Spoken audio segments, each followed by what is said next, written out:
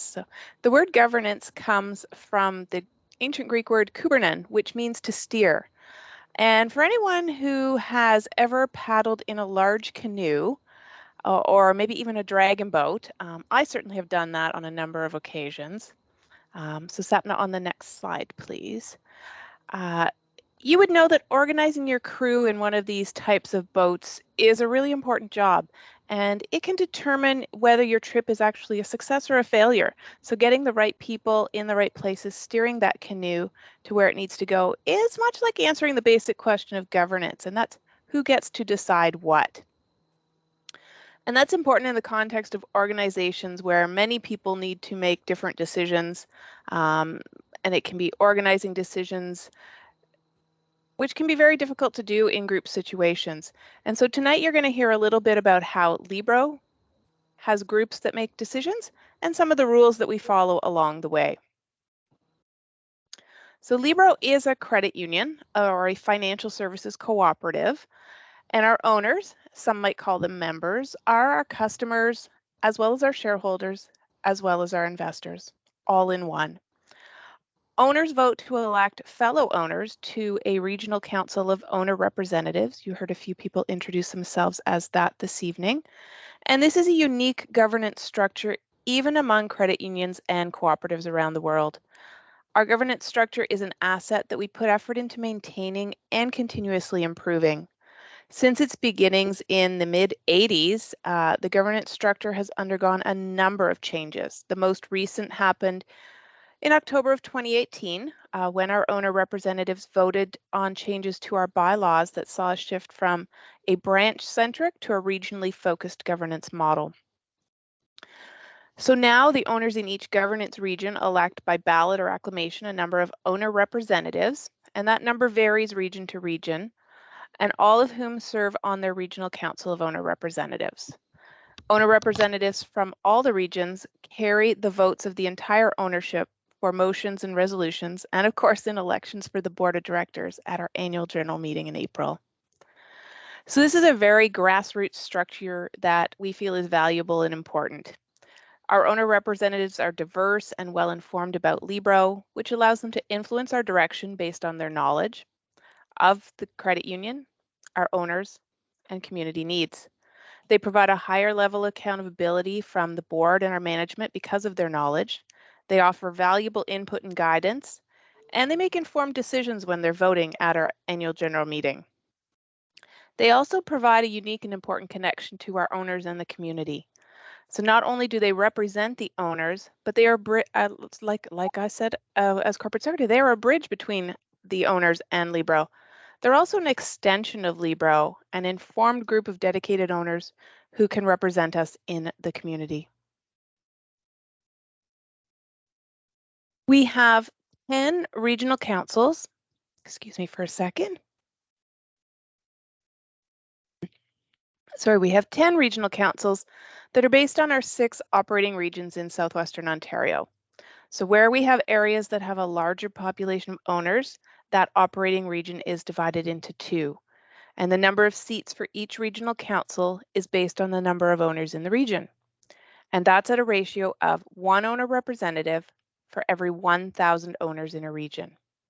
Now, owners can seek election in any region that they feel a connection to. So, as an example, an owner may live in one region, but work in another one, and feel a stronger connection to one over the other. Owners, however, elect owner representatives based on their home branch assignments. In 2023, we have 111 owner representative seats available, and that increases to 113 next year. So now let's talk about director roles and responsibilities. The board of directors has a responsibility, like as they do in any corporation, to protect, enhance, and monitor the operations and assets of Libro. Directors act in good faith and with the care, diligence, and skill of a prudent person in the best interests of Libro. The board is a key leadership team, and it's important that they have the right people with the appropriate skills, knowledge, experience, and attributes to lead to the success of our credit union. Discussions and decisions are framed by doing what is best for our owners, for growing prosperity in Southwestern Ontario, and for Libro.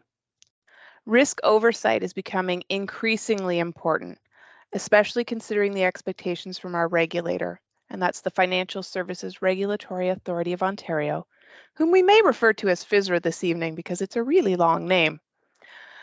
FSRA keeps a very close eye on the activities of all Ontario credit unions. And a final role of the board is engaging Libro's leadership. Building a strong relationship between the board and Libro's CEO results in a more productive discussion and efficient decision-making process. So the board actually retains some key tasks for itself as a whole, either because they choose to or because it's part of our regulation. Things like that would include setting the strategic direction, approving significant transactions or deviations from core business, hiring, firing, and reviewing performance of the CEO. And of course, our board had that opportunity in the last year when they were able to hire a new CEO. And then, of course, setting the enterprise risk management framework. And the board shares the work through its committee structure. So we have an audit and finance committee, and an audit committee is the only committee required by the Act. This committee is responsible for internal and external audit oversight, budget, financial statements, internal capital adequacy assessment process, or ICAP, among many other things. There is also a People and Culture Committee that monitors internal and external environments to ensure Libro's governance structure and practices are appropriate for the size, scale, and complexity of Libro. This committee also provides direction and oversight into Libro's human resources principles and philosophy, including compensation, benefits, staff policies, in addition to CEO selection, performance management, and succession planning. The third committee is the Risk and Credit Committee, which is responsible for the Enterprise Risk Management, or ERM program, oversight of the credit function with respect to risk assessment, delinquent loans, borrowing accounts, legal actions, and credit granting appeals, credit being our largest risk at the credit union. And finally, as you've already learned tonight, we have a Director Recruitment Subcommittee. And this committee reports up to the People and Culture Committee. It includes, as members, both owner representatives and directors, and its purpose is to ensure that director recruitment processes are effective so that Libro attracts and retains epic humans to serve as Libro directors. The board believes that Libro is best served by a diverse group of directors who bring certain skills and attributes to the boardroom. And additionally, our regulator, FSRA, has set requirements around director skills, competencies, and training.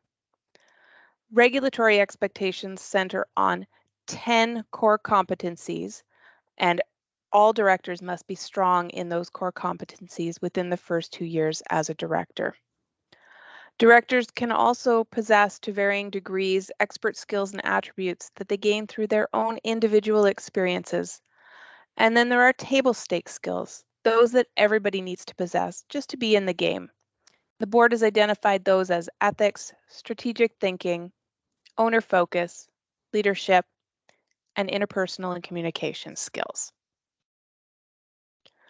So now Libro does not expect that every director to have built-in expertise in all the core competencies identified by FSRA, but a strong understanding of those competencies is important for the continued effective governance of Libro. So each year, directors complete a personalized development plan, and directors are provided many opportunities to improve their knowledge of the core competencies through a director orientation program that includes sessions with Libro's executive vice presidents to understand our operations, board mentorship, courses and webinars through organizations such as the Canadian Credit Union Association, or CCUA, and the Institute of Corporate Directors, along with other webinars and courses that the director identifies themselves or supported by the governance team. So during the first 2 years as a director, and to help meet those requirements that our regulator has, directors are expected to complete the Credit Union Director Achievement Program that's facilitated through the Canadian Credit Union Association.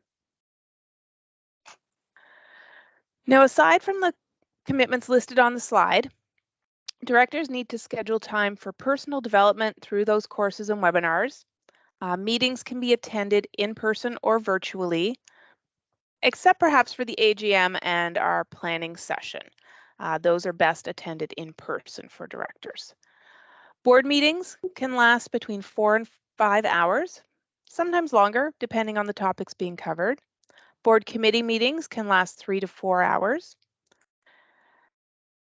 The board holds 5 board meetings a year, and each committee holds 4 meetings per year. Directors also attend as a liaison director regional council meetings, and those meetings can last 2 to 3 hours.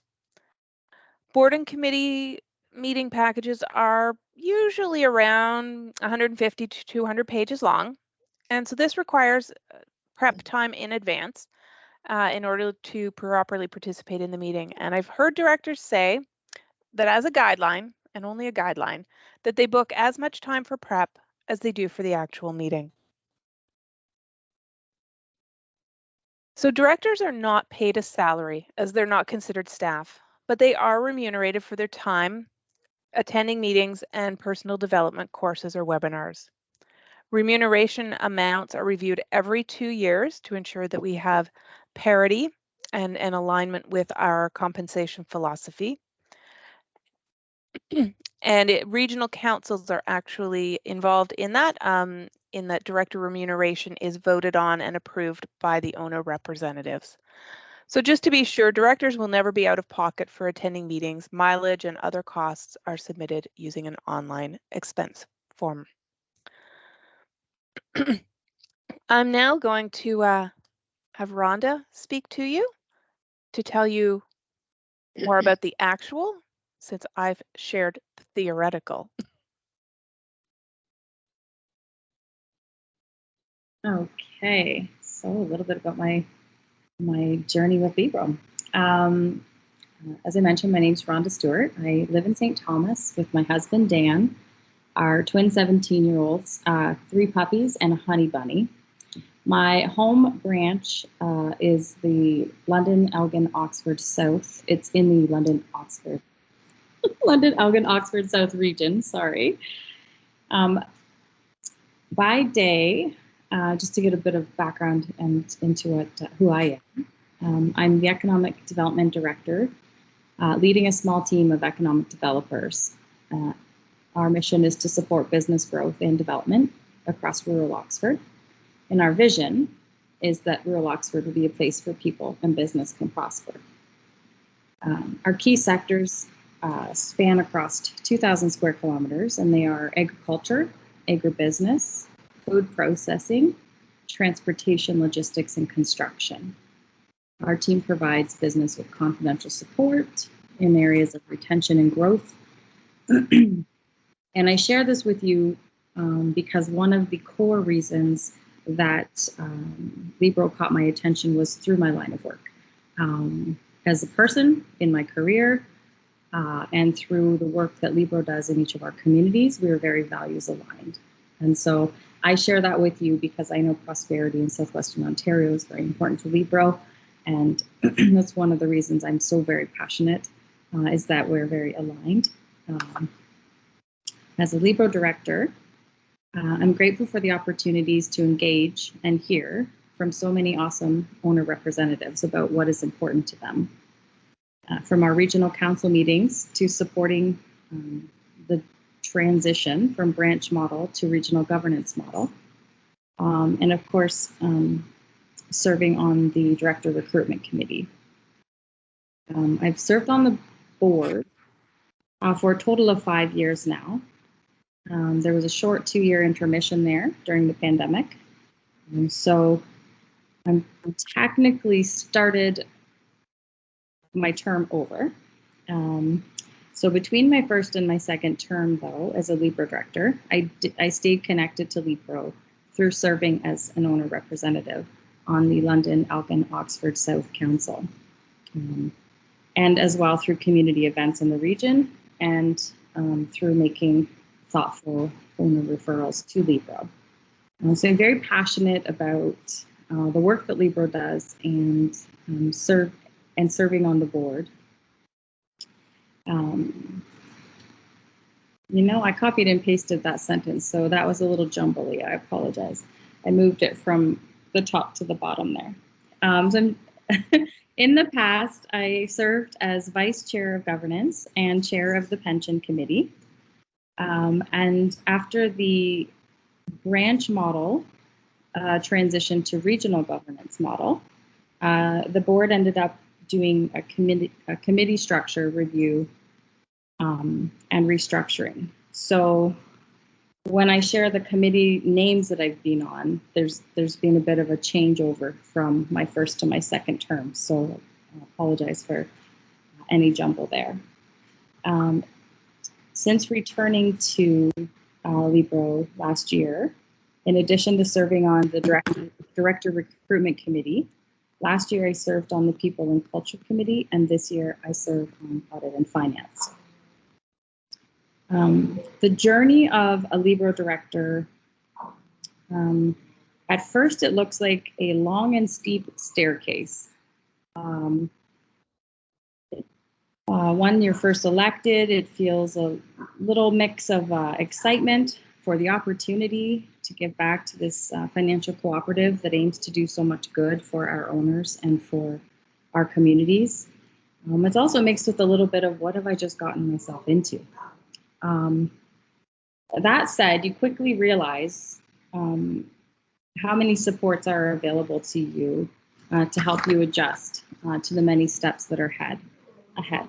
Whether it's the governance team, the CEO, the executive, there are external trusted advisors. There are, as Janet mentioned, training and development sessions, strategic planning sessions, peer-to-peer connections that develop over time, mentorship, and director development plans and check-ins.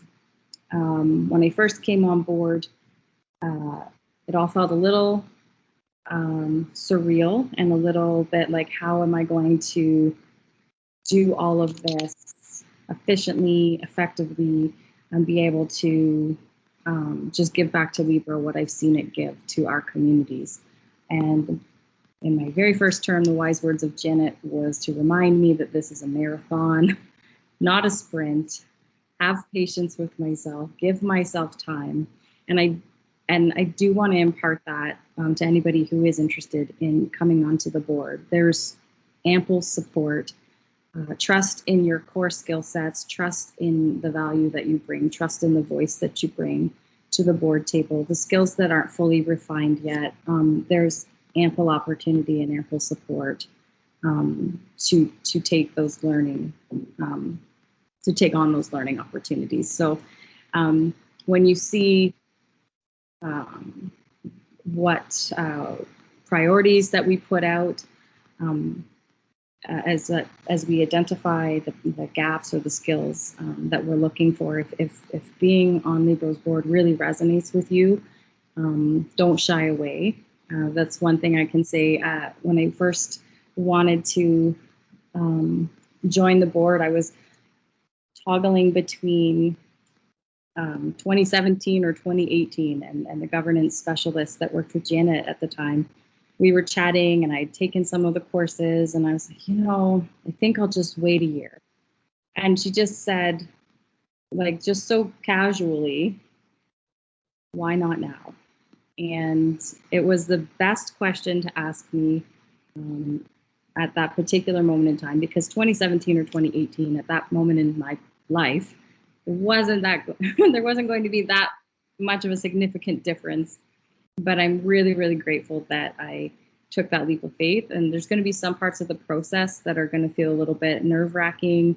But just, I guess, know and trust that there's so many people here to support you all the way through the process. And I will tell you, one of the board meetings we had a couple years ago, there was a conversation. And you always want a bit of healthy tension between staff and board.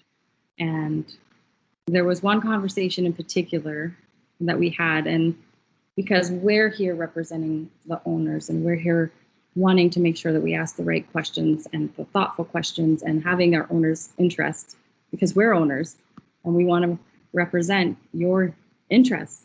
And we were having this like really healthy conversation, and management, I guess, I'm going to say very delicately, but it was like a mic drop kind of moment. And they said, you know, we're owners too. And it was a bit of a, it was a bit of an internal shift when you think of our cooperative principles and our cooperative philosophies. And I would really just encourage you to really dive into those, because that is the difference that sets us apart between a straight management versus board. The healthy tension's good, but I don't know. I found it to be very productive conversations, very respectful board of directors, very respectful staff, and it's a great team of teams to be a part of.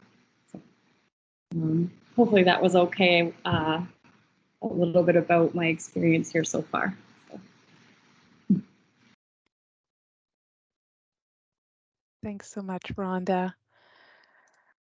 Now we're going to move back into a little bit of the technical, but not to worry, it's not forever.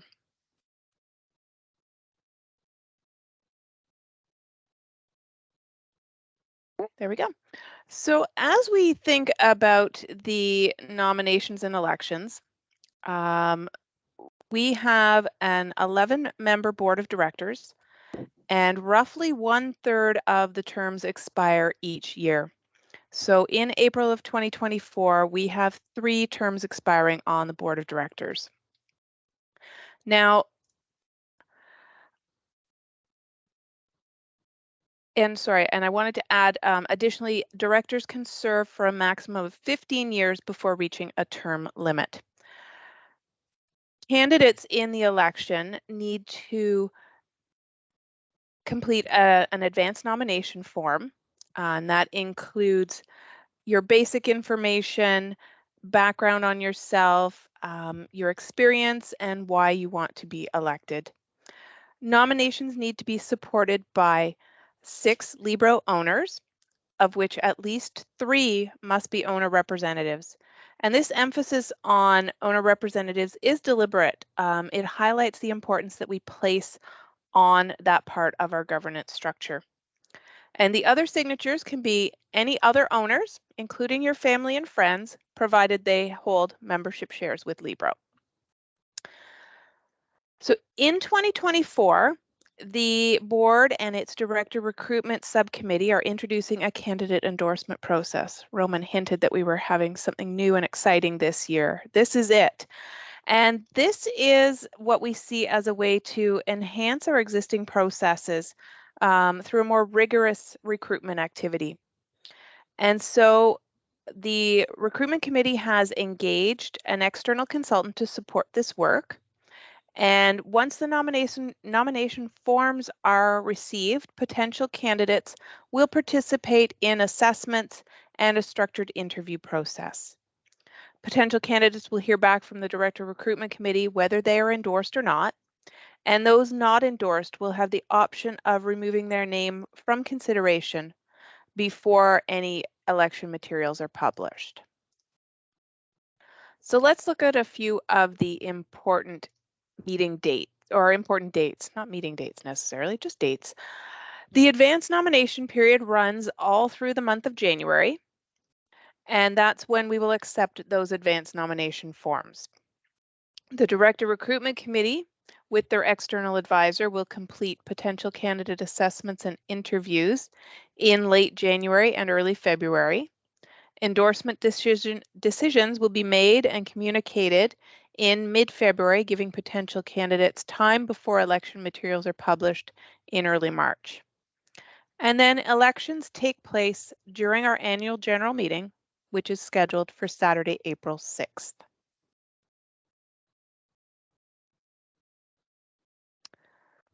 What about eligibility to serve on the Libro Board of Directors? We're governed by the Ontario Credit Unions and Caisse Populaires Act, and of course its accompanying regulations. And there are details in there about certain qualifications and disqualifications for directors. Additionally, Libro has put into place some eligibility rules for itself. I have 2 slides that list some of those, and I'm just going to highlight a few of them. So first, anyone seeking election as a Libro director needs to have been an owner holding personal membership shares for at least 1 year prior to the start of the advance nomination period. Second, they should also have a significant share of wallet with Libro, or in other words, they do the majority of their banking business with us.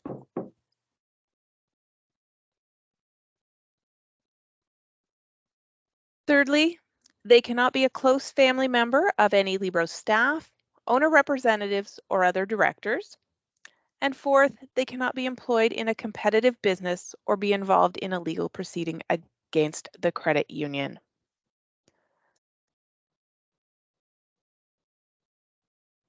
Now, circling back to those competencies that we talked about earlier, I'd like to tell you a little bit about the desired skills and competencies that are being sought in director candidates this year.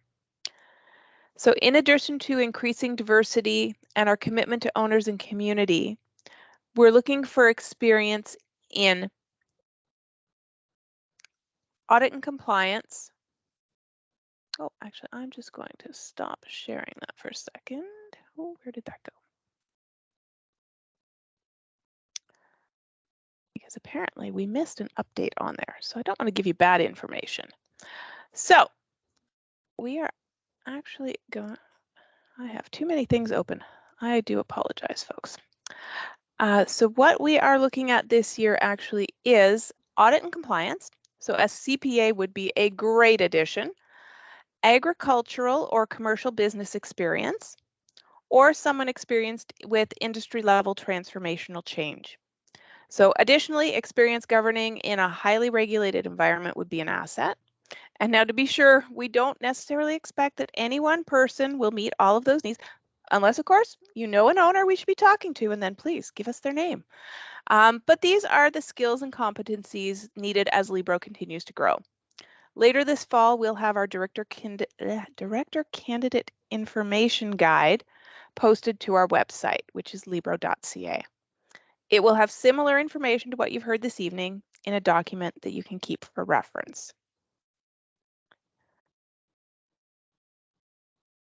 And now let's just finish up the process. So quite a bit happens between the time a candidate submits their nomination, receives confirmation of their endorsement, and the actual election. So Libro produces an AGM workbook that contains the biographical and position statements submitted by the candidates, and this is distributed electronically with our annual general meeting invitations and posted to our website.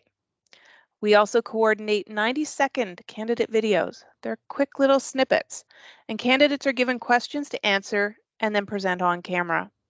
These videos are also shared on the website. We typically host a candidate meet and greet in a virtual setting where owner representatives, those who are voting in the elections, can drop in and meet the candidates. This is typically held the week before our annual meeting. And if elections are being conducted by ballot, then candidates have up to 3 minutes to speak at the AGM before owner representatives mark their ballots. Candidates can use their own social media accounts to promote themselves, and they may reach out to owner representatives using their own resources to make those connections. It can sound a little scary, and yet every one of our candidates has survived the challenge. We do try to make it as easy as possible. Now I'd like to turn it over to Brian, who's going to share a little bit about Libro. Sure. Thank you, Janet. So you should see a beautiful baby bluish type screen if someone can just confirm that my tech's working on my end. Perfect. Thank you so much. So as I said, my name is Brian Elbers. I've been with Libro for longer than I think. And so it's great to be here today. I'm going to talk a little bit about Libro. Some of you may know some parts of Libro, maybe not all. Some of you may be familiar. And all the ways in between. I want to pick up on something that Rhonda said. One of the things that I love most about my role being on the executive team is participating in the board meetings. I also sit with the People and Culture Committee, the Director Recruitment Committee, work with the governance team, and certainly have line of sight to audit and finance and risk and credit. I do really love working alongside the board, the questions they ask, the challenges that they present in terms of how we're approaching things. They push us, they show us new opportunities and insights. It's one of my favorite parts. So I'm excited to be here tonight. Libro as a credit union has a purpose beyond profit. So we help our owners achieve their goals. We're driven to support businesses and small and medium-sized enterprises here in Southwestern Ontario so that we can create a thriving local economy and contribute to strong and prosperous communities. So that's really why we exist, and we're excited to continue to grow and create even more impact today. So I'm going to talk to you today for a bit about who we are, where we want to go, how you can help, and what we can do to get there. So let's dive in. First, a little bit about us. We're a financial cooperative with 36 locations across Southwestern Ontario. We offer all the products and services you would expect from a financial institution. We have over 115,000 owners now, and we continue to grow because we have over 800 people now who invest their time, talents, and passions with us. In terms of a portfolio size, we're a $10 billion organization today. So that's certainly been some growth, at least since I started with the organization, and we're continuing that sustainable growth each and every year. You may not know we're a certified B Corp. So what that means is we don't, said really simply, we don't make our money and then do good things. We make our money by doing good things. And that's a big part of who Libro is. And to maintain that certification, there is a rather rigorous process that we go through to ensure that we hold that certification and stick to the high standards. So we also have a purpose-based business model. So we operate a little bit differently than some other organizations do. In terms of what that looks like, you should see a fun little slide here that we like to refer to as our virtuous circle. So what does it look like to be an owner of Libro as a purpose-based organization? So let's just do a really quick tour around that circle. So when you join Libro, you're joining as an owner of the credit union. You actually join as a part owner. We work together with you to help you grow your prosperity. And you're actually entrusting your prosperity, your money with us. And we invest that money into the people, the businesses, the organizations right here in Southwestern Ontario. When we do that, we create stronger communities together by focusing in 4 key areas that I'll speak to in just a little bit. But you can see them on the screen there: improving employment, access to housing, local food accessibility, and financial resilience. And when we do that really well, we actually generate profits that we invest back into Southwestern Ontario, and you receive competitive returns as a result of that. And when we do that really well and share our profits back, we get more owners, and the circle continues. So that's how we both bring our owners value, bring our staff value, and bring our communities value, all in one little wonderful graphic that I'm very thankful someone has the talent to create, because it's not me. And on the within that purpose, we like to refer to what it means to be Libro. So this was one of the very first things we created as a credit union. It's our reason for existing, all nicely put into one statement. So we actually did a lot of feedback on this to try and get the essence of what Libro is. And we wrote a statement that described the essence of that feedback. It's our purpose. So it's why we exist: growing prosperity. You see, transforming banking, changing what people think about when they think about banking. Because many people don't find banking to be that exciting. I mean, I personally do, but many people don't. How we work together. So you'll see those 4 statements: epic humans, passionately accountable, bold explorers, mutually inclusive. When we do those things really well, we inspire financial happiness in our owners and our communities and staff, and our staff find joy in their work. And those 2 things pair really, really well together. So it looks nothing like your typical vision, mission, value statement. And personally, I think that's fantastic. So what do we bring if you join Libro? Why as an owner or a potential owner would you join? Try and keep it very simple. You'll see those on the screen. In that virtuous circle, we're really offering common sense advice. Financial resilience, financial wellness can be really complicated. So we work really hard to give common sense advice that creates a win-win scenario. We look at personalized service, so not just a boilerplate approach to service, but what do you need at the right time, the right coach sitting beside you with the right advice at the right time. And then that positive impact. So again, I'll link back to, we don't make our money and then take a little chunk of it and do good things. We try and bring those 2 things together so that it's that virtuous circle. So if you wanted to pair those first couple of slides together, this is how I would do it. Growing prosperity in Southwestern Ontario, we do have that focus right here. And then there you can see in that puzzle that myriad of ways in which we do that today. And that is actually funneled into four fairly important pillars. And so just a bit of time there. You'll see the top one is employment. So one of the ways we want to impact Southwestern Ontario is increasing productive employment and decent work for all. We can do that as an employer ourselves, and we do. And we can also invest in businesses and enterprises that can achieve the same. So when they come to us for financing and advice, we are actually by default helping them create employment for others. Financial resilience, that's a big thing right now, improving the capacity of people and businesses to have the skills, confidence, stability, the prosperity they need, however they define it, to be resilient. Housing, access to all for adequate housing. So that includes helping people buy their first home, investing in affordable housing, supporting transitional housing. We look for those types of projects to make further impact. And then local food accessibility, improving the systems to increase access to local food. And that's relevant here in Southwestern Ontario. We live in a very rich food production area, and yet we also have food deserts right here in Southwestern Ontario. So we do try and positively impact that. So that's kind of a slide that captures everything that Libro is. And I want to jump to something that starts to get into how, as directors and in our governance structure, that you can help us on this journey. And this is a wonderful arrow that helps demonstrate that. And I'll draw your attention to that very first part. It's on the left side of your screen, I think, is that world-class governance and strategic planning. So that's intentional, because for everything else to happen, it starts with world-class governance and strategic planning. And that's a huge and important role that our board of directors plays each and every year and at each and every board meeting, challenging us to think both short, medium, and long-term, embracing opportunities, managing risks, and helping guide the organization, and in particular the CEO and executive team. Because in order to have strong leadership and staff and a wonderful culture and advice and service and community and those results that we all want, it starts with governance. And that's where directors live and thrive. We need all three of these things to be successful. So well, as a credit union, we are $10 billion. Believe it or not, that's smaller in the financial services landscape. And as we grow, we want to retain all the best cultural aspects of being nimble, even though our owners increase, our staff increase. So we want to focus on being one team. We have one purpose, and we do that one owner at a time. And that's something that's always resonated within Libro and outside of Libro, because each owner is important. Each owner is an owner of the credit union, and we value that voice, especially as a democratic organization.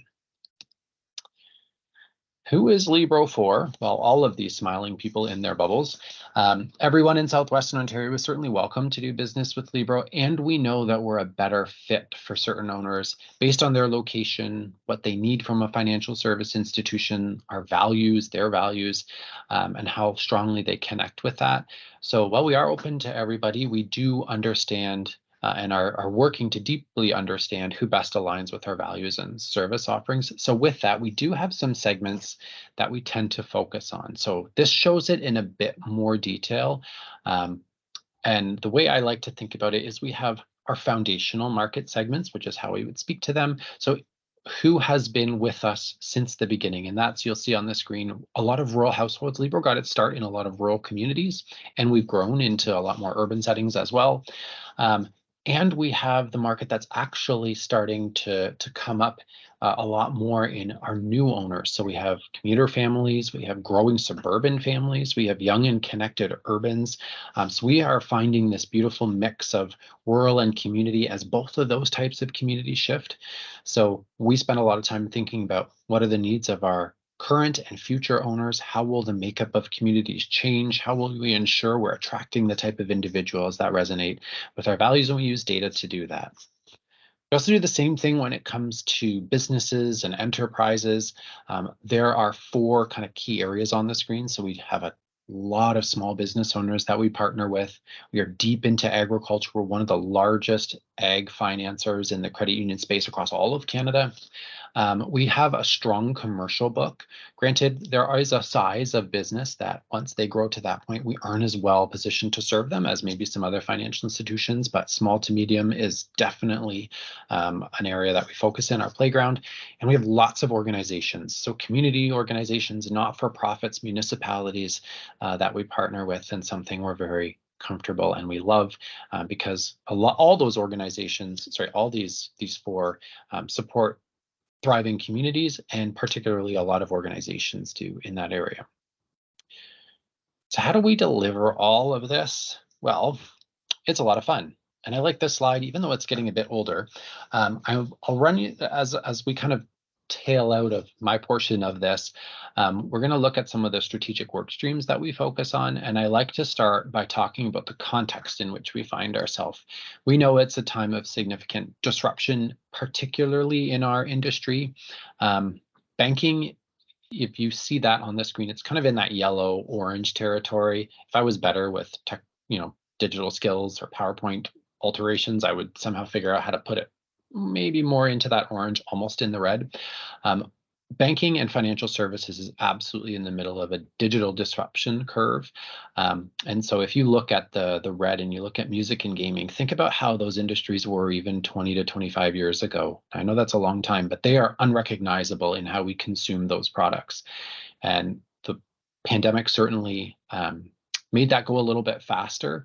And so we are right in the middle of an exciting time in financial services. And I think you heard Rhonda and Janet both speak to the changing nature of financial services. So we are quickly learning new behaviors, forming new teams, new habits, because our owners are also doing the same. How they interact with us as a financial institution is changing and changing quickly. People want seamless digital service, but also highly human digital service. And so that's exciting for us as we figure out how best to do that and meet our owners where they are as they move through their various life stages. So I'll touch on a couple of key ways in which we do that, and then we'll open it up to any questions that you have. So we look at bold solutions. So we are quickly becoming a data-rich organization. We've always had a lot of data, but we're learning how to use it to better serve our owners. Insights that we can provide with our staff so that that personalized service and simplified advice is as meaningful as possible. Learning to nudge our owners when we're seeing really, really good financial behaviors, or when we can sense that things might not be going as smoothly as we'd want. And we're doubling down and really focusing on owner advice and service. So we want to find that mix of digital services with that strong human touch, because that is the sweet spot. So investing in digital services, investing in training of all sorts, so that our staff, as we will refer to sometimes, are supercharged in how they interact with the owners across Southwest Ontario. And we do that well. We grow as a credit union, we build retention with our owners and loyalty with our owners because they resonate with who we are and what we're doing. We're also focusing heavily in digital delivery. So screens here are from Yuli, which is a digital financial well-being app that we've developed and launched together with the help of a fintech that we've partnered with. So it aggregates your financial institution information and helps owners untangle their money. If you have accounts and credit cards across various institutions, it's one of the reasons why it's so confusing. So Yuli really helps bring that together in a way that people can understand, control, and plan around. So an example of how we're taking what you used to get, maybe in sitting with a coach, and starting to integrate that into an app and having our staff be very familiar and comfortable with it, so that when you do talk to your coach, you're leveraging the skills of each of those channels. We're also thinking about community presence. We still have lots of locations around Southwestern Ontario. You'll see some examples on the screen. Downtown Kitchener, so that's a restored heritage building in a rejuvenated tech area. Old East Village, serving the needs of a neighborhood where we have hundreds of owners and had an opportunity to move into. We have Woodstock, where we redesigned our branches to look quite different. That's in the middle of a commercial retail development. So we definitely are thinking about our community presence. We're also thinking about what digital communities look like and what physical locations in the future might look like. I think gone are the days of large 5,000 square foot branches, and now we're thinking more intentionally about what smaller footprints look like, because while we still see a fair amount of in-person transactions, they are definitely on the decline, but we have to find that right balance because people still do want to talk to humans when they come in. So that's been exciting. I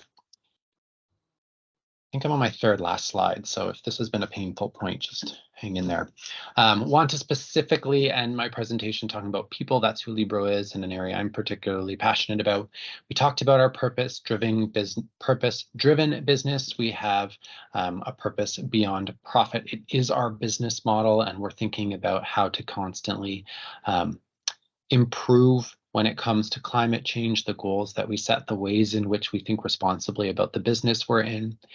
We're focusing on operational excellence. There's a lot of work that goes on behind the scenes in any financial institution. So how do we find more efficient ways through software, through process reviews, so that we can spend more time with our owners and less time doing administrative tasks? Can we automate them so that the value that we're bringing to our owners increases? And then certainly talent management, attracting, developing, and retaining purpose-aligned talent. As I mentioned, over 800 people call this place home, and more every year. And so we're really focusing on leadership development, inclusive cultures, new team designs. We'll be looking at total rewards in the future so that we have as many Epic humans as possible.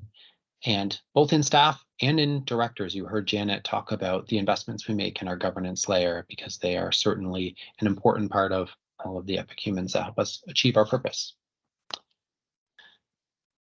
So I'm going to flip to a slide after this that says questions, so please get those ready. We put our owners at the center of everything that we do. I talked about how the world is changing, how we relate to money, how we move it, how we invest it, how we borrow it. And there are ways in which access and sentiments and the ability to manage money is getting more difficult. I think if you've watched any of the videos from our new CEO, Sean, he talks about how two out of every 3 Canadians says money is a significant stress impacting their mental health. And 4 out of 5 small businesses don't feel they're getting the advice and support they need from their financial service provider. That is an opportunity for us, because we are here to achieve, to help support small and medium-sized businesses and reduce that stress. So with our newly announced CEO, Sean Good, we are looking at our strategy and are going to be revitalizing that over the next year. So while everything I said to you right now is certainly true and ongoing, we are actually looking at revitalizing that, looking at what our work streams will be in the next 4 to 5 years, which is a very exciting time. And I say that intentionally because that's a really exciting time to join Libro if you're pondering being a director, and Rhonda gave you some great overviews of what that looks like. So you have the opportunity to both be a part of Libro, what got us here, and the innovative places we're going next. There's that slide I said that was coming. So if you have questions for myself, for Janet, for Rhonda, please ask away, and I will turn it back over to either Janet or Roman. Both of you will do a wonderful job. Thanks for that, Brian and Janet and Rhonda. Really great presentation. So yeah, we'll open up the floor for any questions, any comments, any reactions to anything that's been presented or maybe wasn't presented, but you're curious about. So I'll open up the floor. Sheila? Thank you for the presentation. It was great. As some of you may know, Janet Wood, I have been involved with the credit union system. I won't bore you all with my previous history of being on a board of what was then United Communities, and I was part of the merger that created then the new Libro. So don't take it as any kind of a, if I don't ask questions, because I do understand all what you said, but I didn't know of Janet. I've forgotten because I never had a relative work at the credit union before. But I have a niece whose husband does. Does that then disqualify me? Might as well answer that right off the bat. So Actually, no, that one's okay. Okay. Okay. Not quite close enough. Which, I mean, I'm sure you're very close with your niece and her husband, but in terms of our rules, it's not Of close your enough. rules, I've forgotten that there was that rule. Yeah. And I couldn't remember how far down it went. Not a problem. Rhonda? It's not a question, it's just a comment I wanted to make.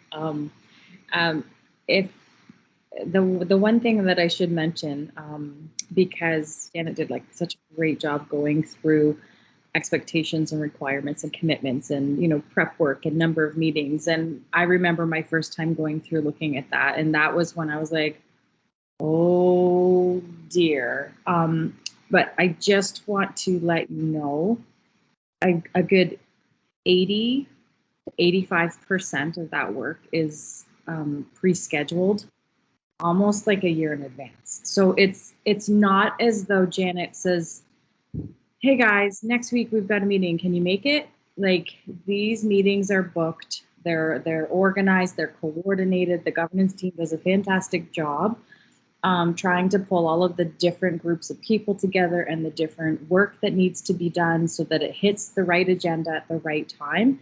And so a lot of background coordination is done that is just almost magic.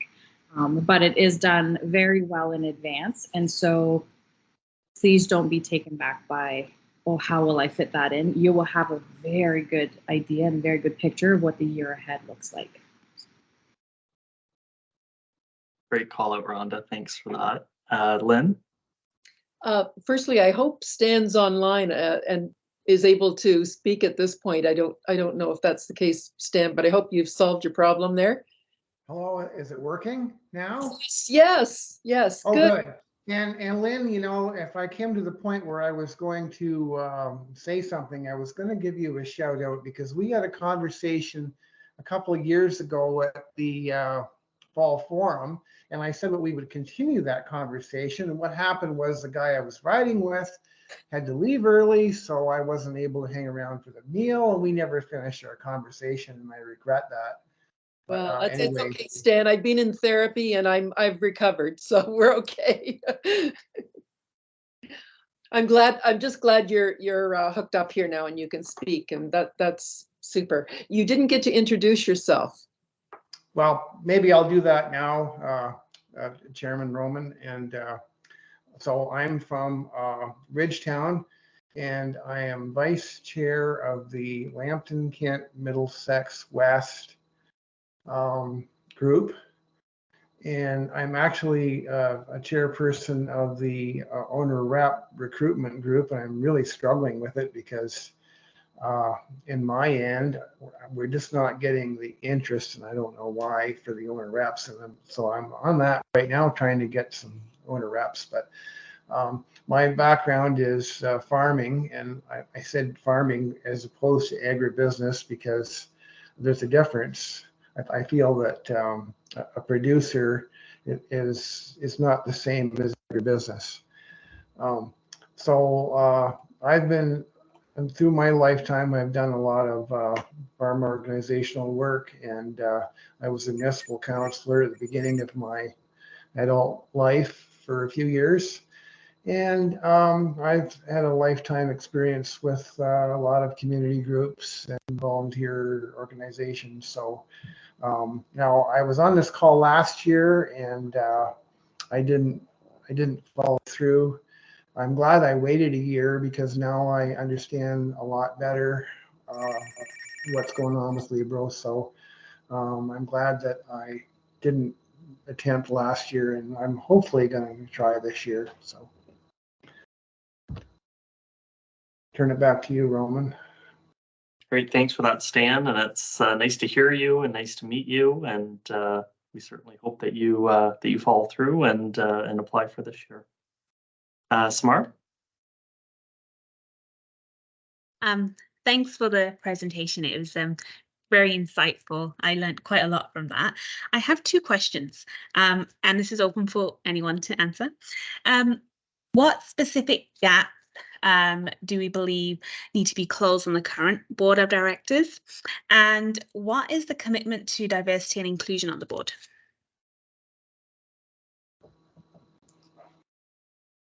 So Janet, I don't start.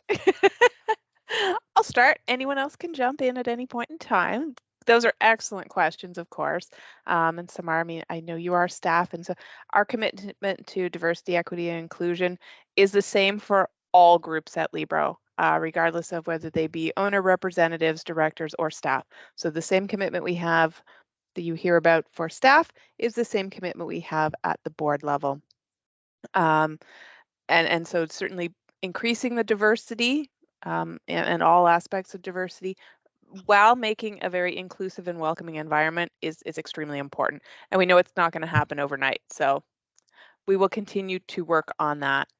In terms of the gaps on the current board, we have a very well-rounded board. Our directors take part in a self-assessment that leads us to a skills matrix.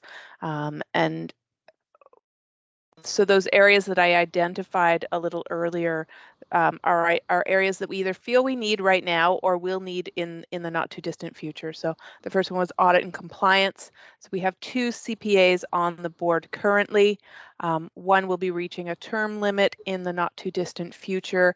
And so we know that audit and compliance continues not only to be important because of the regulatory environment, but because of shifts in our director composition. Agricultural or commercial business experience. Similarly, we have directors with experience in agriculture who will be leaving the board, and certainly we're all familiar that agriculture, as Brian said, is a big part at Libro, and so having that experience and knowledge is important to be able to help guide the credit union.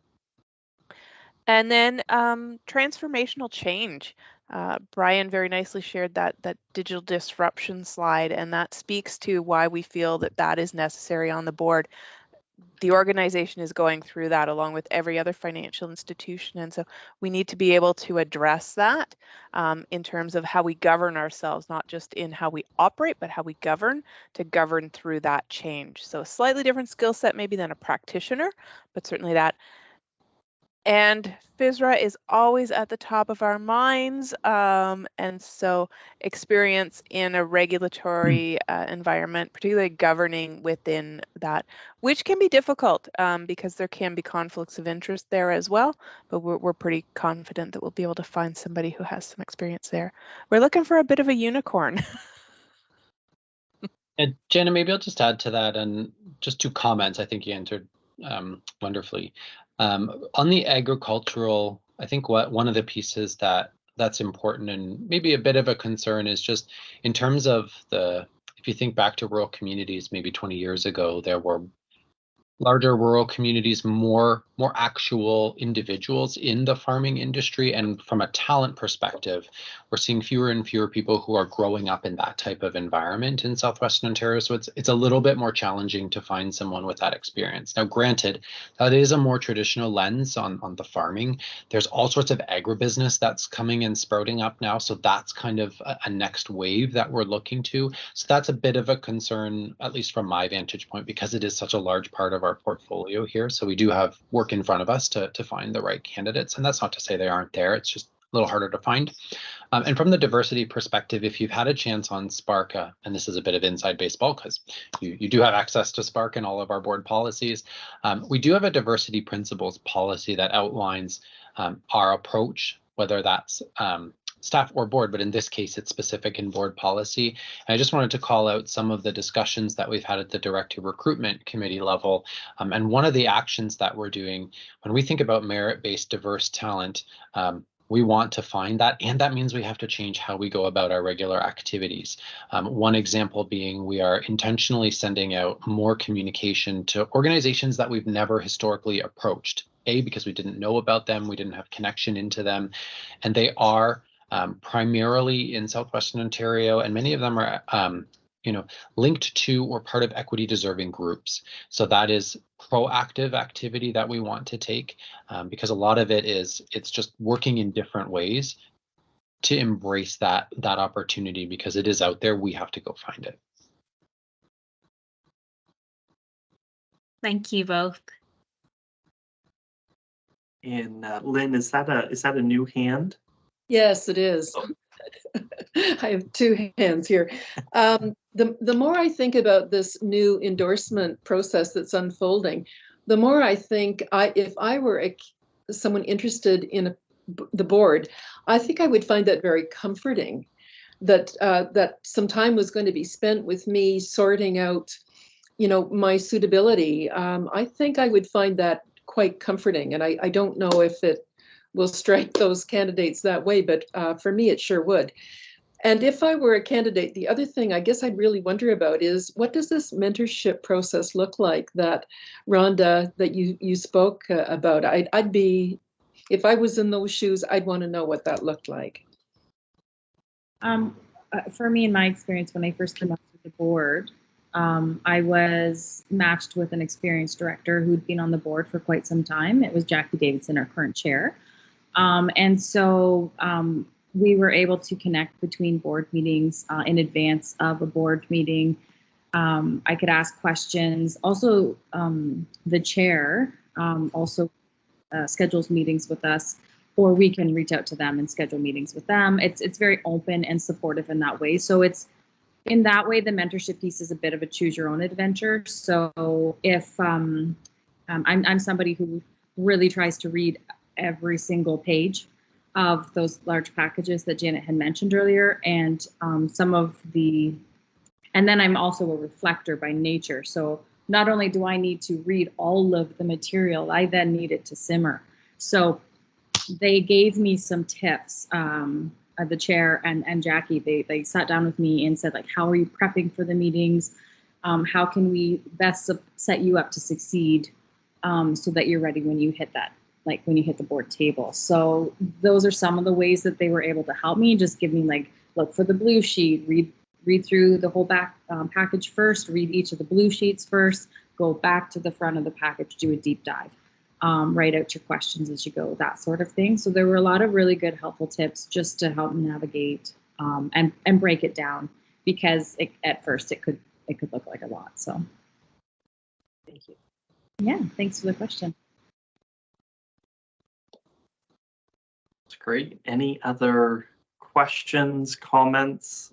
A really great discussion. Mohammed?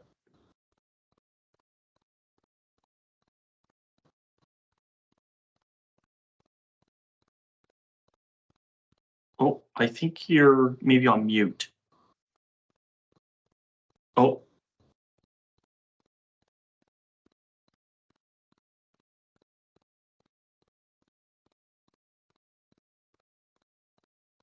Still. Okay, just oh, there we go. Okay, you can hear me now. Yes. Yes. Perfect. Okay. So I'm gonna, although I'm obviously not an applicant, as it would be a conflict of interest, I thought it would be in the interest of future candidates who are going to be listening to this to ask a couple questions that I would ask if I was going to be applying. The first would be, what do you consider a share of wallet?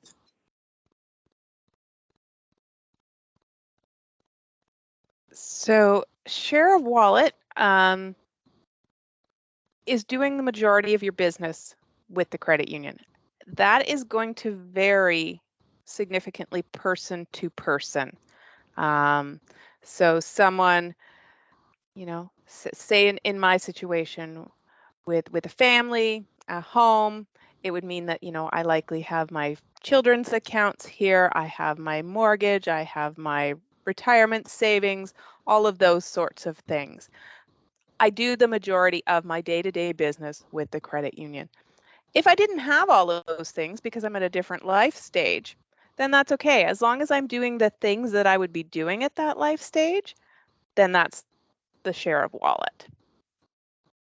Cool. Awesome. I know, for example, like as an owner representative, we have the same requirement. And as a university student, my requirements for share of wallet is significantly different than somebody who's in the middle of their career. The second question that I will ask is, what are some of the, is it necessary to have designations like an ICD.D in order to be considered for this process? Or are some of these designations and training are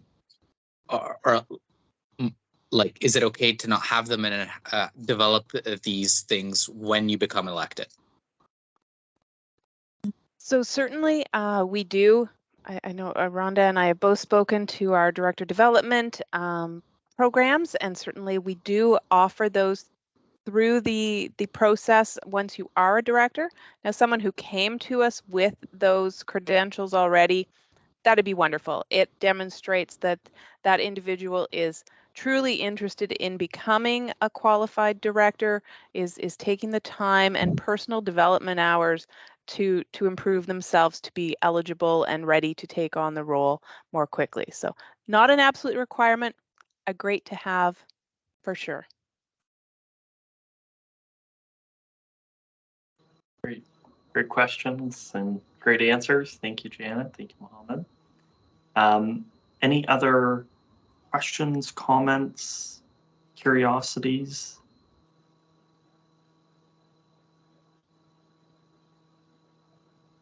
Hearing and seeing none.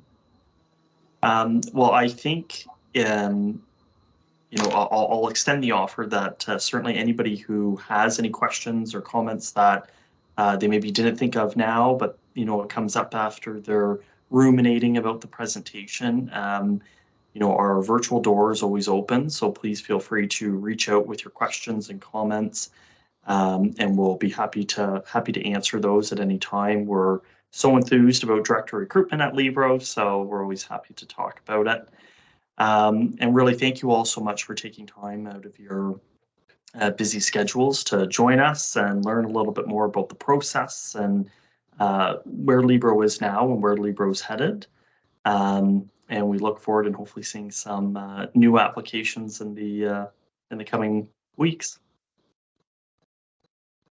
Okay. Well, thank you, everyone. Great. Thanks, everybody. Thank you. Good job. Yes. Thank you.